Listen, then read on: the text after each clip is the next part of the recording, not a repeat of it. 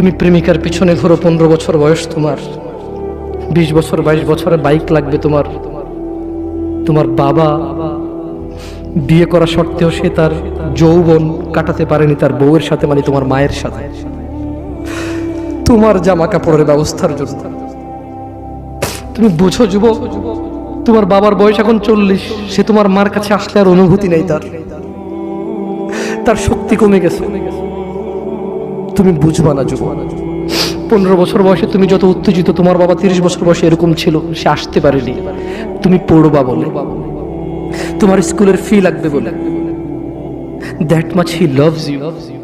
তোমার বাবা তোমাকে এত ভালোবাসে। জি, তোমার এই খারাপ বাবাটা যে তোমাকে বাইক নিয়ে দেয়নি, তুমি নষ্টামি করো, মেয়েদের পিছনে করো, মোবাইল রিচার্জ করে দাও মেয়েদের, তোমাকে যে ডেইলি 500 টাকা করে দিতে পারে না।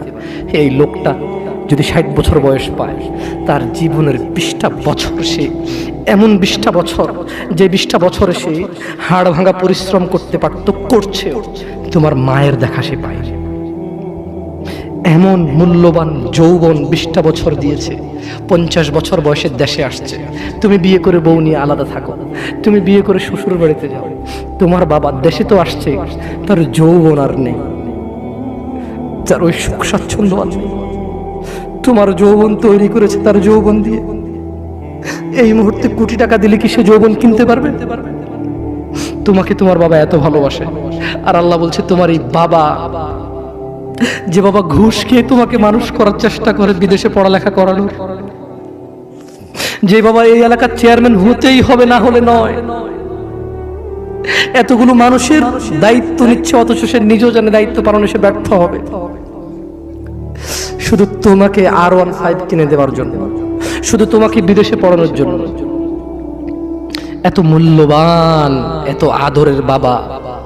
আল্লাহ বলছেন যে ইউবাসসারুনহুম ইয়াওয়াদ্দুল মুজরিম, ও মুহাম্মদ সাল্লাল্লাহু আলাইহি ওয়াসাল্লাম, আপনি সেদিন দেখবেন অপরাধী এই মানুষটা যে এত বোকা, ছেলের জন্য এত কিছু করেছে হারাম ভাবে, হালালের ধার ধারে নাই, হারামের ধার ধারে নাই। জি, আপনি আপনার ছেলেকে ভালোবাসছেন, শুধুমাত্র অপরাধী হয়ে মৃত্যুবরণ করার কারণে আপনি আল্লাহকে বলেন, ইয়া আল্লাহ, আব্দুল্লাহ রে নাও জাহান্নামে ফেলো, আমাকে ছাড়ো। এই ভালোবাসা